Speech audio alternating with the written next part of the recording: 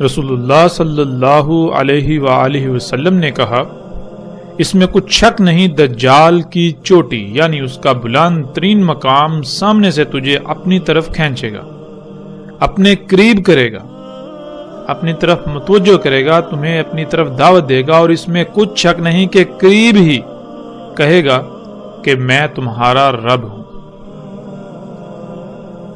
پس جس نے کہا تو میرا رب ہے وہ اس کے فتنے میں پڑ گیا، اور جس نے کہا تو کذب کرتا ہے، میرا رب اللہ ہے، اسی پر توکل کرتا ہوں اور تیری حقیقت کھلنے پر اسی کی طرف پلٹتا ہوں، پس دجال اسے نقصان نہیں پہنچا سکے گا۔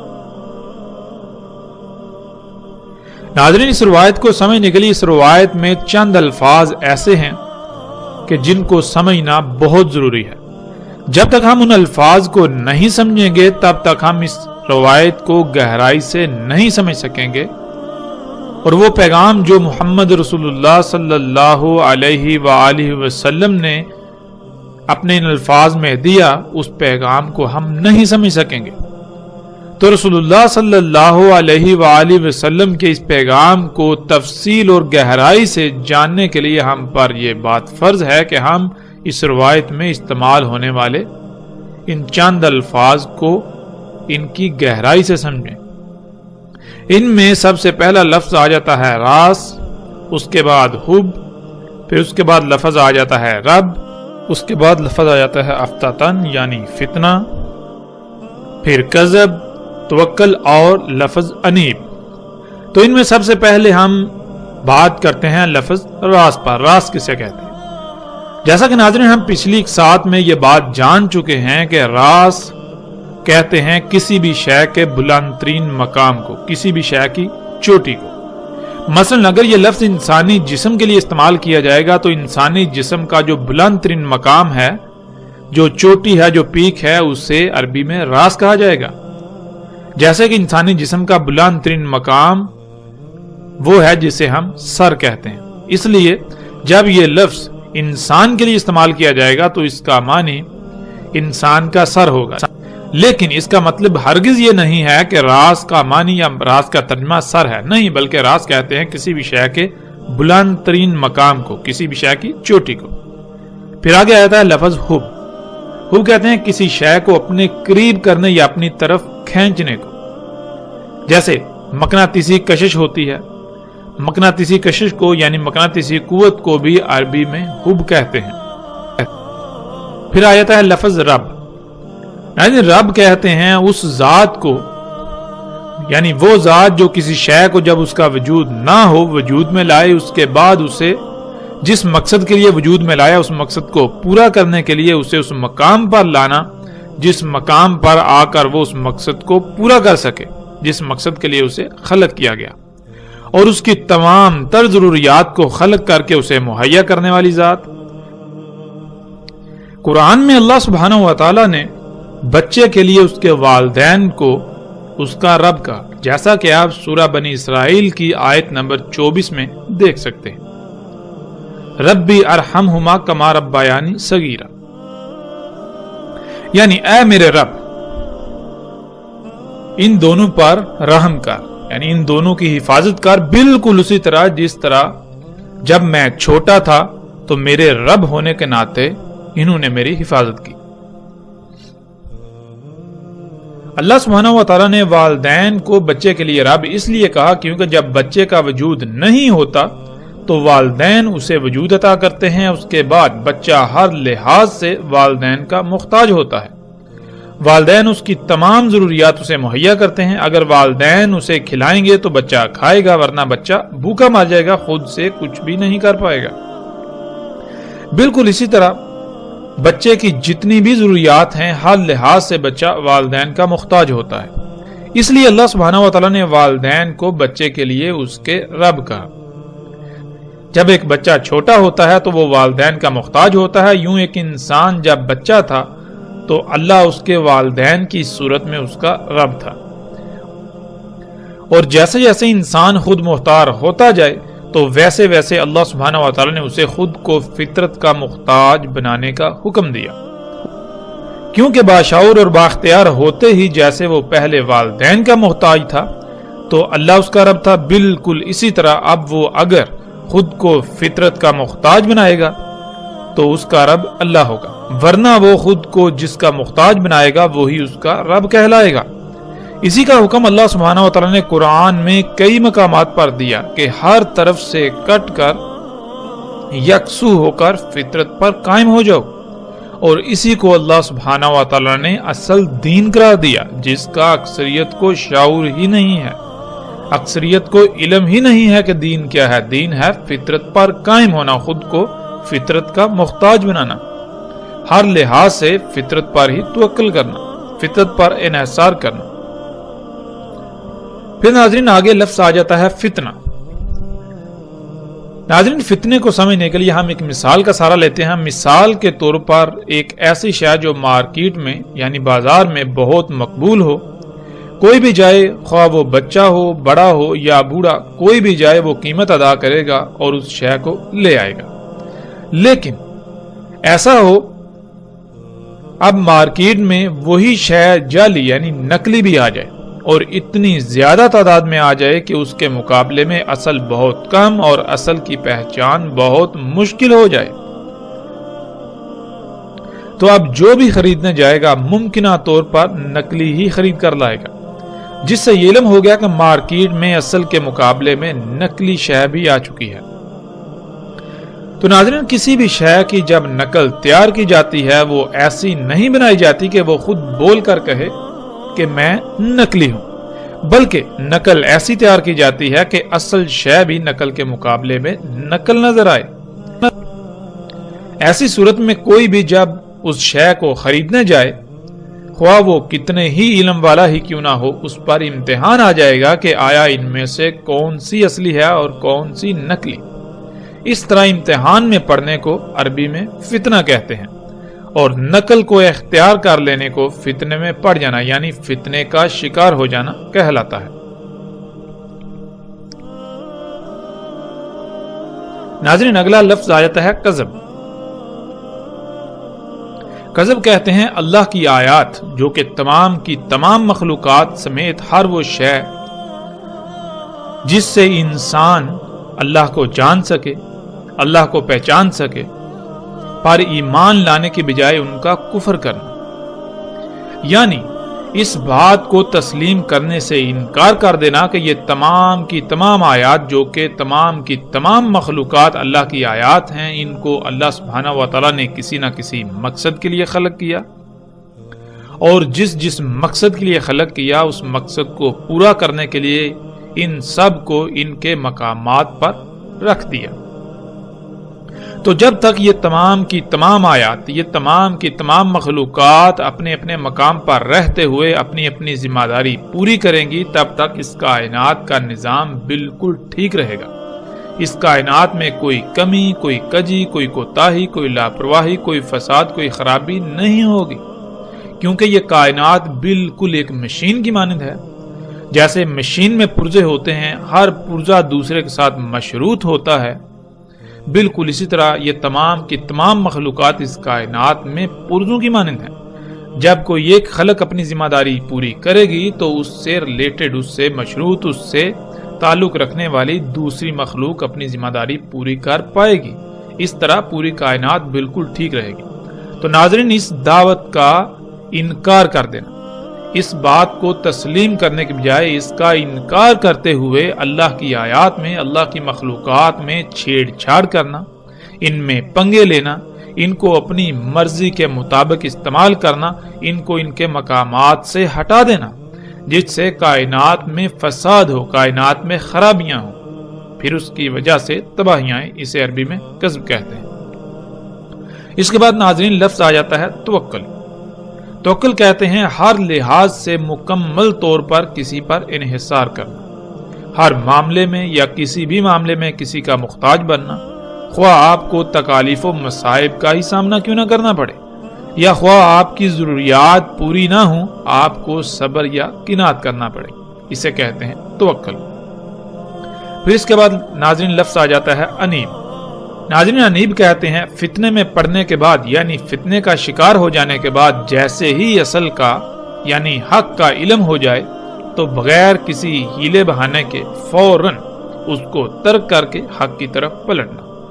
یعنی آپ اپنی طرف سے حق کی اتباع کر رہے ہوں، آپ یہی سمجھ رہے ہوں کہ جو آپ کر رہے ہیں یا جو سمجھ رہے ہیں وہ حق ہے، لیکن حقیقت یہ نہ ہو، بلکہ حقیقت یہ ہو کہ آپ فتنے کا شکار ہوں، اور جیسے ہی آپ پر حق واضح ہو جائے آپ بغیر کسی چونچڑا کے فوراً اسے ترک کر کے حق کی طرف پلٹیں. اسے عربی میں انیب کہا جاتا ہے.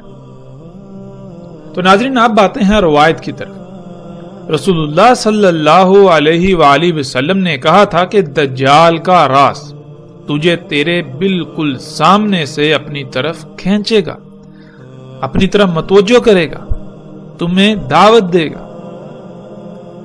تو ناظرین، آج ہم پر یہ فرض ہے کہ ہم یہ جانیں کہ دجال کا راز کیا ہے. راز کسے کہتے ہیں یہ ہم جان چکے. راز عربی میں کہتے ہیں کسی بھی شے کے بلند ترین مقام کو، اس کی چوٹی کو، اس کی پیک کو.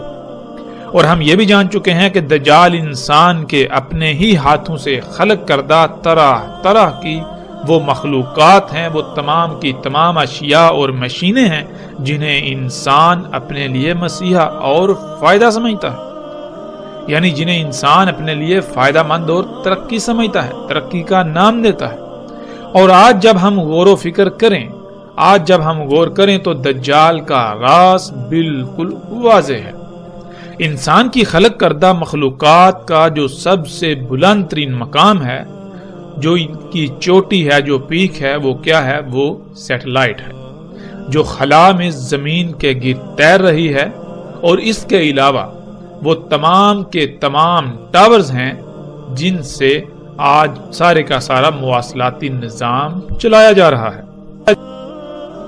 اس کے علاوہ تمام کے تمام ٹی وی اینٹیناز جو آپ کو لوگوں کے گھروں اور عمارتوں کی چھتوں پر نظر آتے ہیں، وہ یہ دجال جو آپ کو اپنی طرف دعوت دیتا ہے اس کا راز ہے، یعنی ٹی وی کا راز. اور دجال کا یہ راز آج حیران کن طور پر انسان کے بالکل سامنے سے اسے اپنی طرف کھینچتا ہے، اسے دجال کو اپنا رب بنانے کی دعوت دیتا ہے، جسے آج ہم ٹیلی ویژن، انٹرنیٹ اور ریڈیو وغیرہ سمیت ٹیلی کمیونیکیشن سسٹم یعنی مواصلاتی نظام کا نام دیتے ہیں. یہ سارے کا سارا میڈیا، یہ مواصلاتی نظام، سیٹلائٹس اور اونچے اونچے لمبے لمبے کھمبوں جو کہ دجال کا راز ہیں کا ہی حصہ ہیں اور اسی سے ہی کام کرتے ہیں. یہ دجال کا راز یعنی انسان کی خلق کردہ طرح طرح کی مخلوقات، طرح طرح کی اشیاء، مشینیں جنہیں انسان اپنے لیے مسیحا، اپنے لیے فائدہ مند سمجھتا ہے، ان کا جو بلند ترین مقام ہے وہ انسانوں کے بالکل سامنے سے انہیں یہ کہتا ہے کہ میں تمہارا رب ہوں، یعنی اپنی تمام تر ضروریات مجھ سے ہی حاصل کرو، مجھ سے ہی پوری کرو. وہ رزق کھاؤ جو مشینوں کا بنایا ہوا ہے، جو انسان کے اپنے ہی ہاتھوں سے فطرت میں مداخلت کر کے خلق کیا گیا ہے. اپنی سواری کی ضروریات، اپنی سواری کی حاجات کو پورا کرنے کے لیے انہی مشینوں یعنی دجال کو ہی اختیار کرو. تمہارے پہننے کے لیے کپڑا ہو یا جوتے، کھانے کی اشیاء ہوں یا پینے کی، یہاں تک کہ تمہاری جتنی بھی ضروریات ہیں انہیں پورا کرنے کے لیے دجال یعنی انسان کی اپنے ہی ہاتھوں سے اللہ کے مقابلے پر خلق کردہ اشیاء اور مشینوں پر ہی توکل کرو، انہی پر انحصار کرو. تو ناظرین، رسول اللہ صلی اللہ علیہ وآلہ وسلم نے کہا کہ دجال کے راز کے جواب میں جس نے یہ کہا کہ تو ہی میرا رب ہے، یعنی جس نے خود کو فطرت کے بجائے انہی مصنوعی اشیاء سے اپنی ضروریات پوری کی، خود کو انہی مشینوں کا محتاج بنایا، خود کو دجال کا محتاج بنایا، تو وہ اس کے فتنے کا شکار ہو گیا، وہ اس فتنے میں پڑ گیا، وہ اس فتنے کا شکار ہو گیا. فتنہ ناظرین ہم جان چکے ہیں کہ کسے کہتے ہیں. اللہ سبحانہ و تعالیٰ نے کائنات کو خلق کیا، تمام کی تمام مخلوقات سمیت انسانوں کو بھی خلق کیا، تو کیا اللہ یہ بھول گیا تھا کہ انسانوں کی ضروریات کیا ہیں؟ یا پھر اللہ کو یہ علم ہی نہ تھا کہ انسانوں کے لیے کیا فائدہ مند اور کیا نقصان دہ ہے؟ یا پھر اللہ کو یہی علم نہ تھا کہ انسان کی ضروریات کیا ہیں؟ یا پھر اللہ نے انسان کے لیے جو ضروریات خلق کی وہ انسان کے لیے ناکافی تھی؟ یا اللہ سے غلط خلق ہو گئی؟ ناظرین، قرآن میں اللہ سبحانہ و تعالیٰ نے کہا کہ اللہ نے کسی بھی شے میں فرق نہیں کیا، یعنی اللہ نے جو کچھ بھی خلق کیا وہ بالکل پرفیکٹ، ہر لحاظ سے مکمل اور ہر طرح کے نقائص، خامیوں، کجیوں اور کوتاہیوں سے پاک خلق کیا۔ اور پھر اللہ کو یہ بھی علم تھا کہ ان کی ضروریات کیا ہیں، تو اللہ ان کی ضروریات خلق کرنا بھول نہیں گیا تھا۔ اس نے ہر ایک کی تمام ضروریات بھی خلق کی، جو کہ ہر لحاظ سے مکمل اور احسن خلق کی۔ وہ خالق ہے تو اسے ہی علم ہے کہ کس کے لیے کیا کیا فائدہ مند اور کیا نقصان دہ، جیسا کہ ہم سورہ الانعام کی اس آیت میں دیکھ سکتے ہیں۔ اور نہیں زمین میں وہ جتنے بھی حرکت کرنے والے جاندار ہیں، اور نہ ہی فضا میں تیرنے والے جو اپنے پروں سے فضا میں تیرتے ہیں، مگر وہ یعنی دنیا کا نظام چلانے کے لیے کسی نہ کسی ذمہ داری کو پورا کرنے کے لیے منظم ترین گروہ ہیں، بالکل اسی طرح جیسے تم ہو، یعنی انسان۔ یعنی ایسا نہیں ہے کہ زمین میں تمام کے تمام جاندار، حرکت کرنے والے اور اڑنے والے جتنے بھی جاندار ہیں، وہ بغیر کسی مقصد کے خلق کر دیے گئے، جو ایسے ہی آوارہ ادھر ادھر گھوم پھر رہے ہیں اور ان کی ضروریات نہیں ہیں، یا ان کو کوئی فکریں نہیں، یا ان پر کوئی ذمہ داری نہیں۔ ایسا ہرگز نہیں، بلکہ وہ تمام کے تمام منظم ترین گروہوں کی حیثیت سے اپنی اپنی ذمہ داری کو آسان طریقے سے پورا کر رہے ہیں، اور ان کی بھی بالکل تمہاری ہی طرح کی ضروریات ہیں۔ تو کیا تم نے کبھی ان کو ایسا کرتے دیکھا جیسا تم کر رہے ہو؟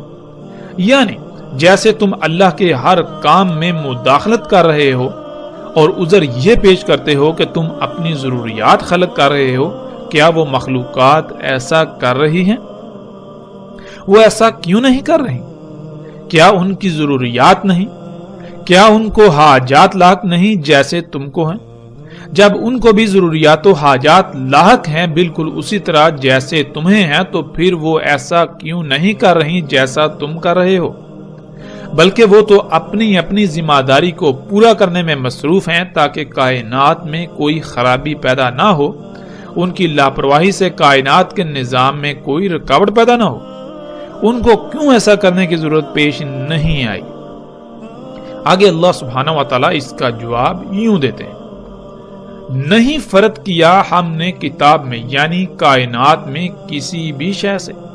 مطلب یہ کہ اللہ نے جو کچھ بھی خلق کیا وہ بالکل پرفیکٹ، ہر لحاظ سے مکمل اور ہر طرح کے نقائص، خامیوں، کجیوں اور کوتاہیوں سے پاک خلق کیا۔ اور پھر اللہ کو یہ بھی علم تھا کہ ان کی ضروریات کیا ہیں۔ تو کیا اللہ ان کی ضروریات خلق کرنا بھول گیا؟ نہیں، اللہ ان کی ضروریات خلق کرنا نہیں بھولا۔ اس نے ہر ایک کی تمام ضروریات بھی خلق کی، جو کہ ہر لحاظ سے مکمل اور احسن خلق کی۔ وہ خالق ہے تو اسے ہی علم ہے کہ کس کے لیے کیا فائدہ مند اور کیا نقصان دہ۔ تو اس کے باوجود جب تم ایسا کر رہے ہو تو پھر ایسا ہرگز نہیں کہ تم یہ سب کرتے رہو اور کوئی تم سے اس بارے میں پوچھے گا نہیں، بلکہ جان لو پھر ان کے رب کی طرف ہی اکٹھا کیا جانا ہے۔ یعنی تمہیں یہاں جو ایک محدود متعین مدت دی گئی ہے، جیسے ہی یہ ختم ہوگی تو تمہیں ان مخلوقات کے رب کی طرف اکٹھا کیا جائے گا۔ تب تم سے پوچھا جائے گا کہ کیا تمہارے رب نے تمہاری ضروریات خلق نہیں کی تھی، جو تم کو خود سب کچھ خلق کرنا پڑا؟ کیا تمہارے رب نے کوئی کوتاہی کر دی تھی؟ کیا تمہارے رب سے کوئی لاپرواہی ہو گئی تھی، کچھ غلط خلق ہو گیا تھا، عیب دار خلق کر دیا تھا، یا پھر وہ تمہیں خلق کر کے تمہاری ضروریات کو خلق کرنا ہی بھول گیا تھا؟ تمہاری ان حرکتوں کی وجہ سے کائنات میں جو فساد ہوا، جو خرابیاں ہوئیں اور ان کی وجہ سے جو تباہیاں آئیں، جو باقی مخلوقات کو، اللہ کے عباد کو کنات کرنا پڑی، ان کو مصائب و آزمائشوں کا سامنا کرنا پڑا، آج تمہیں ایک ایک رائے کا حساب دینا ہوگا اور اس کے نتائج کو بھگتنا ہوگا۔ ناظرین، اللہ نے مخلوقات کو خلق کیا تو کیسے، اور ان کی ضروریات کو کیسے خلق کیا؟ جب ہم غور کریں تو ہم پر ہر بات کھل کر واضح ہو جاتی ہے کہ اللہ سبحانہ وتعالی نے اس کائنات کو پورے علم اور حکمت یعنی حساب کتاب کے ساتھ ایک پیچیدہ ترین مشین کی مانند خلق کیا۔ مخلوقات کی ضروریات بھی اسی نظام سے یہ خلق ہوتی ہیں جسے ہم فطرت کہتے ہیں۔ فطرت پر قائم ہونا تھا، یہ اصل شے تھی، اصل دین تھا، دنیا میں آنے کا اصل مقصد و امتحان تھا۔ تو کیا آج ہم اپنی ضروریات فطرت سے حاصل کر رہے ہیں؟ فطرت پر قائم ہیں یا پھر آج فطرت کے مقابلے پر مصنوعی اشیاء کی بھرمار ہے اور ہم انہی کو اختیار کیے ہوئے ہیں، ہم انہی پر توکل کرتے ہیں، انہی پر ہمارا انحصار ہے۔ مصنوعی جو کہ اصل کے مقابلے میں نقل ہیں، اور یہ فتنہ ہے۔ انسانوں کو اصل کا علم ہی نہیں اور وہ چاہتے یا نہ چاہتے ہوئے بھی اس فتنے کا شکار ہیں۔ اپنا رب دجال کو بنائے ہوئے ہیں، اور جب کسی پر یہ بات واضح ہو جاتی ہے، یہ دجل چاک ہو جاتا ہے اور وہ اللہ سبحانہ وتعالی کے ساتھ مخلص ہوتا ہے، یوں اس کے نزدیک اس دجال کا قتل ہو جاتا ہے، یعنی اس پر یہ دھوکہ واضح ہو جاتا ہے کہ یہ سب مصنوعی اشیاء جو فطرت کی ضد ہیں، یہ انسان کے لیے یعنی میرے لیے مسیحا نہیں، فائدہ مند نہیں، بلکہ دنیا اور آخرت میں میری تباہی کا سبب ہے۔ تو ایسے شخص کے بارے میں رسول اللہ صلی اللہ علیہ وآلہ وسلم نے یوں کہا، اور جو دجال کے راز کی اس دعوت کے میں تمہارا رب ہوں کے مقابلے پر یہ کہے گا کہ کذب، یعنی تو میرا رب نہیں، تو اللہ کی مخلوقات میں اللہ کے کاموں میں مداخلت کر رہا ہے، کائنات کو فساد زدہ کر رہا ہے، تیری وجہ سے کائنات میں طرح طرح کی تباہیاں آ رہی ہیں، تیری وجہ سے بیماریاں و آزمائشیں آ رہی ہیں، تیری وجہ سے دنیا کے حالات بد سے بدتر ہوتے چلے جا رہے ہیں، اس لیے تو میرا رب نہیں۔ پہلے میں نے تجھے اپنا رب بنایا ہوا تھا اس وجہ سے کیونکہ مجھ پر یہ سارا حق واضح نہیں تھا، میں تیرے دجل کا شکار تھا، اس لیے اب میرا رب اللہ ہے، یعنی میں اپنی ضروریات انسان کی خلق کردہ ان مصنوعی اشیاء سے پوری نہیں کروں گا، میں خود کو فطرت کی بجائے ان مصنوعی اشیاء کا محتاج نہیں بناؤں گا، بلکہ میرا رب اللہ ہے، یعنی میں اپنی تمام تر ضروریات فطرت سے پوری کروں گا، خود کو فطرت پر قائم کروں گا اور اپنی حاجات و ضروریات کو پورا کرنے کے لیے اسی پر انحصار کروں گا، یعنی اسی پر توکل کروں گا۔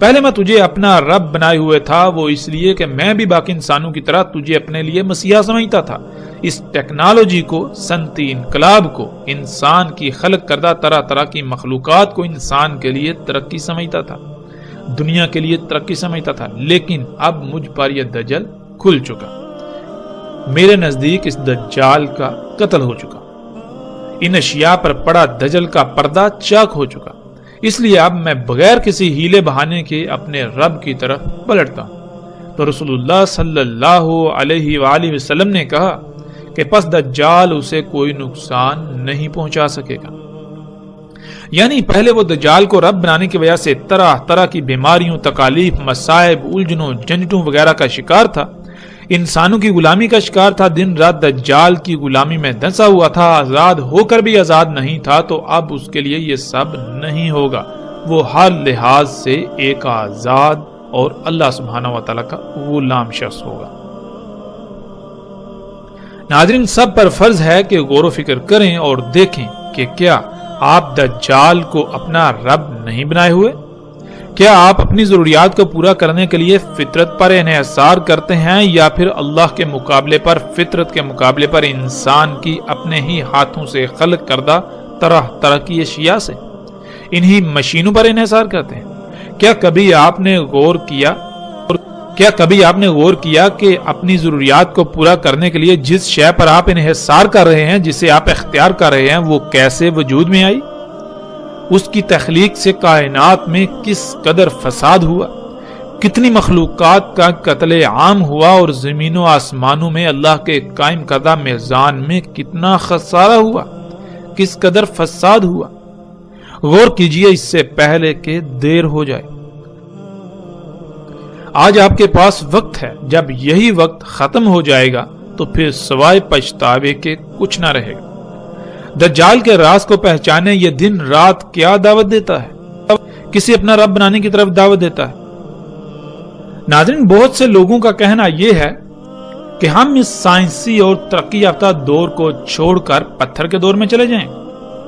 کچھ انسان تو ایسا سوال بے بسی کے عالم میں ضرورت کے تحت کرتے ہیں، لیکن اکثریت بطور طنز ایسا سوال کرتی ہے۔ ایسی اکثریت خود کو عقل مند اور سامنے والے کو بیوقوف سمجھتی ہے، لیکن حقیقت میں بیوقوف کون ہے یہ جاننا بالکل بھی مشکل نہیں۔ ناظرین، پتھر کے دور سے ان لوگوں کی مراد یہ ہوتی ہے کہ آج اس مشینی دور کے برعکس آج سے چند صدیاں پہلے کا دور، جسے یہ لوگ پتھر کا دور کہتے ہیں۔ سوال یہ پیدا ہوتا ہے کہ سمندر، درخت، چرند پرند، پھل پھول، پودے، سرسبز باغات سمیت طرح طرح کی مخلوقات یعنی جنت کا منظر پیش کرتی یہ دنیا ان لوگوں کو پتھر کا دور نظر آتی ہے، جس میں نہ زلزلے ہوں، نہ طوفان، نہ بیماریاں ہوں، نہ انسان کا غلام، جس میں رشتے ناتوں کی قدر اور اپنی جان سے زیادہ دوسرے کی جان کی فکر ہو۔ اس طرح اگر بات کی جائے تو خصوصیات کے انبار لگتے جائیں، الفاظ ختم ہو جائیں، مگر خصوصیات بیان کرتے کرتے ختم نہ ہوں۔ اسے یہ لوگ پتھر کا دور کہتے ہیں اور جہالت کا دور کہتے ہیں۔ یہ لوگ بات کرتے ہیں سائنس کی، تو ناظرین سائنس تو کہتے ہیں علم کو۔ تو عقل کے اندھو تمہاری سائنس، تمہارا علم جسے تم ترقی کہتے ہو، وہ تو خود پتھر کے دور کی محتاج ہے۔ کبھی غور تو کرو، یہ زمین کا اگانا کیا یہ سائنس کی انتہا نہیں؟ ایک درخت میں کتنی سائنس ہے، اس کو جاننے کے لیے تمہاری سائنس بے بس ہے۔ تمہارے بنائے ہوئے جدید ترین آلات ایک پتے کی گہرائیوں میں دیکھنے کے باوجود اندھے ہیں، ان کی دیکھنے کی صلاحیت ختم ہو جاتی ہے مگر پتے کی گہرائی نہیں۔ دیکھو یہ طرح طرح کے رنگ برنگے پھول، یہ چہچہاتے ہوئے پرندے، کیا یہ سائنس کی انتہا نہیں؟ سمندروں میں تیرتی ہوئی مچھلیاں ہوں یا پھولوں پر اڑتی تتلیاں، یہ سائنس کی انتہا نہیں؟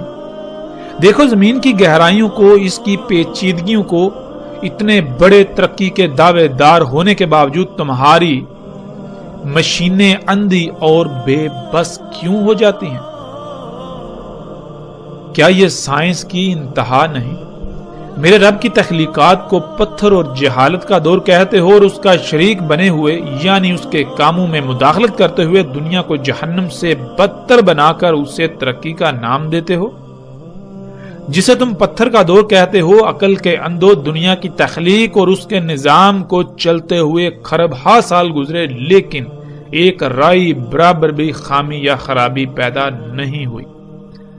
مگر جسے تم ترقی و خوشحالی کا نام دیتے ہو، تم جیسے انسانوں نے زمین پر جیسے ہی قدم رکھا، جیسے انسان زمین پر پدھارے تو زمین کا سارا نظام ہی درہم برہم کر دیا۔ میرے رب نے زمین کا توازن قائم کرنے کے لیے پہاڑوں کو رکھا، وہ سائنس نہیں پتھر کا دور، اور تم نے انہی پہاڑوں کو کاٹ کاٹ کر زمین کا توازن بگاڑ دیا، جس سے زمین زلزلوں تباہیوں کی لپیٹ میں چلی گئی۔ یہ دور ترقی کا دور ٹھہرا۔ واہ کیا سائنس و ترقی ہے تمہاری۔ میرے رب نے انسانوں کی ضروریات خلق کی، ان کے استعمال سے کبھی کوئی بیماری لاحق نہ ہوئی، کسی بھی انسان کو کوئی خرابی نہ ہوئی، یہاں تک کہ پیٹ تک نہ پھولا۔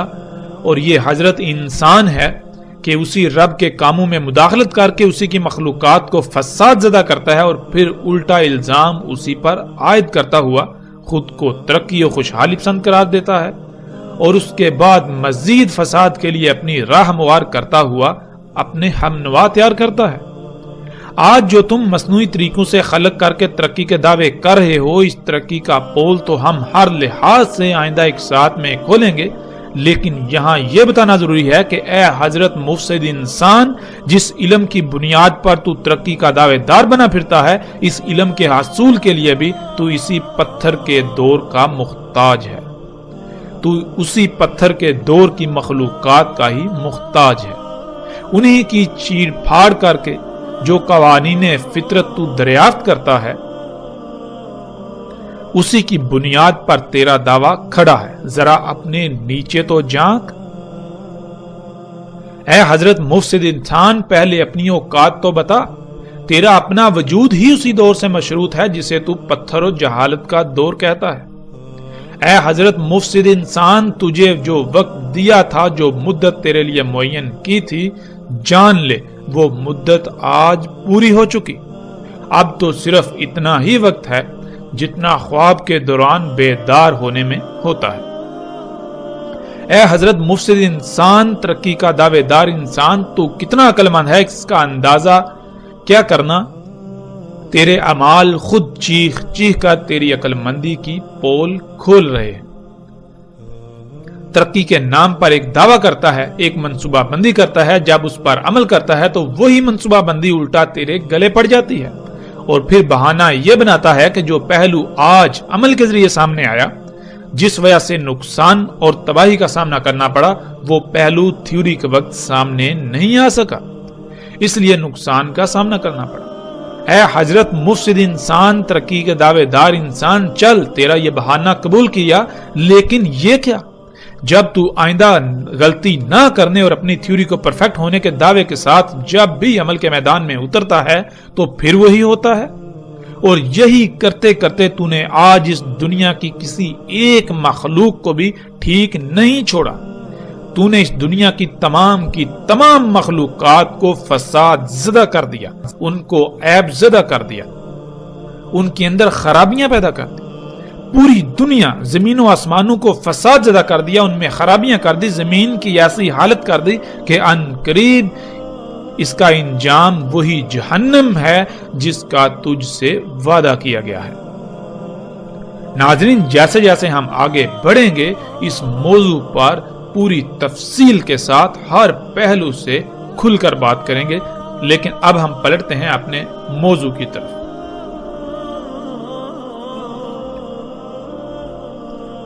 رسول اللہ صلی اللہ علیہ وآلہ وسلم نے کہا، دجال کا راز یعنی دجال کا سب سے بلند ترین مقام اس کی چوٹی جیسے کہ درخت کی شاخ۔ ناظرین، ہم جان چکے ہیں راز کہتے ہیں کسی بھی شے کی چوٹی یا بلند ترین مقام کو۔ جیسے انسانی جسم کا بلند ترین مقام سر ہے، اس لیے جب یہ لفظ انسان کے لیے استعمال ہوتا ہے تو اس کے معنی انسان کا سر کے ہوں گے۔ دجال کا راز یعنی دجال کا بلند ترین مقام جب ہم غور و فکر کریں تو بالکل واضح ہو جاتا ہے کہ دجال جو کہ آج کا میڈیا ہے، ٹی وی ہے، ریڈیو ہے، ٹیلی فون وغیرہ ہے، ان سب کا بلند ترین مقام، اس ٹیکنالوجی کا، انسان کی ایجادات کا جو بلند ترین مقام ہے، ان کا اینٹینا ہوتا ہے، اور وہ بالکل ایسے ہے جیسے درخت کی شاخ ہو۔ جیسے دجال کا راز سیٹلائٹ، اس کو آپ دیکھیں تو وہ بالکل ایسے ہے جیسے کہ درخت کی شاخ ہو۔ آپ کے ارد گرد نصب لمبے لمبے کھمبے، ان کے اوپر جو لگے ہوئے اینٹینے ہیں، جب آپ ان کو دیکھیں تو وہ بالکل ایسے ہیں حیران کن طور پر جیسے کہ درخت کی شاخ ہوں۔ اور آپ یہ تصاویر سکرین پر دیکھ رہے ہیں۔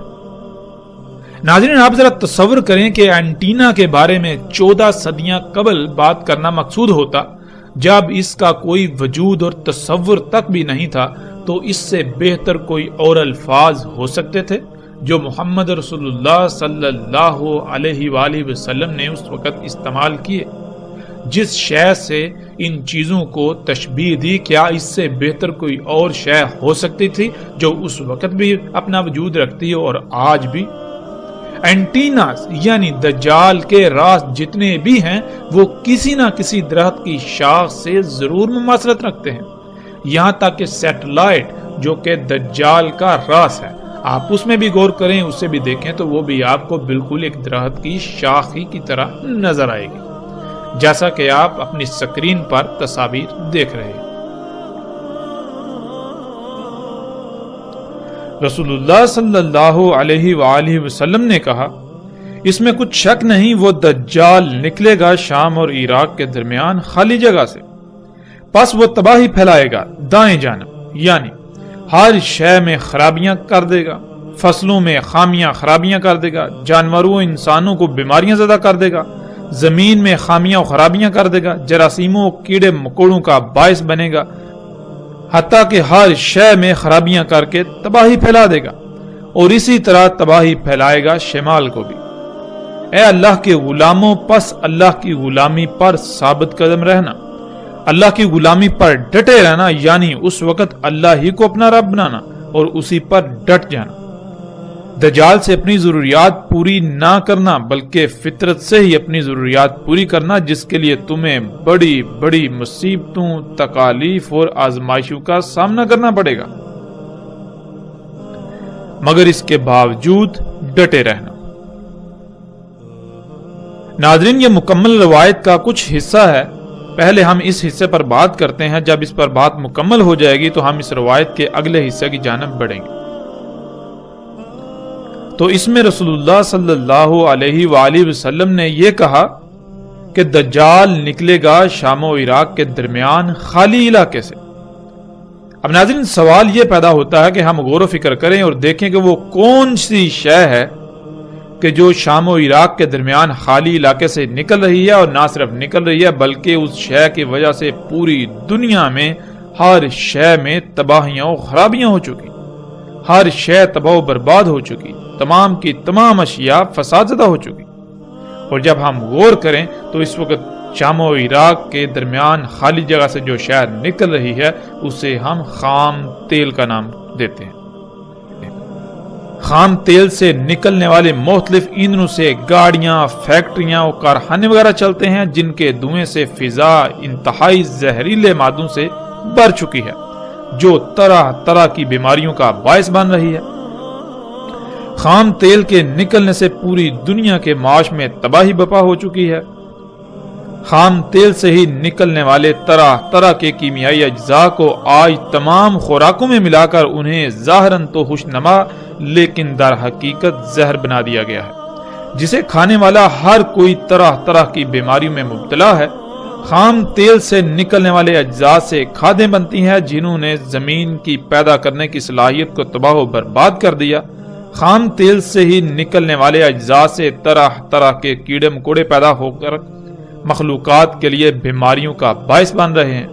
خام تیل سے ہی نکلنے والے کیمیائی اجزاء سے ادویات تیار کی جاتی ہیں جو کہ دوا کے نام پر زہر ہیں، جو ایک بیماری سے وقتی طور پر نجات دلاتی ہیں، لیکن وہی ادویات جو کہ خام تیل سے وجود میں آتی ہیں وہ درجنوں نئی بیماریوں کا باعث بنتی ہیں۔ خام تیل سے ہی آج ہر قسم کا کپڑا بنایا جا رہا ہے جو انتہائی نقصان دہ ہے۔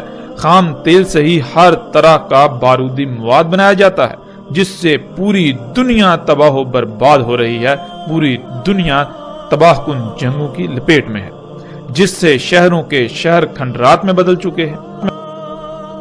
خام تیل کے نکلنے سے ہی آج دنیا میں کوئی ایک شے بھی فطرت پر نہیں رہی، ہر شے میں فساد ہو چکا ہے۔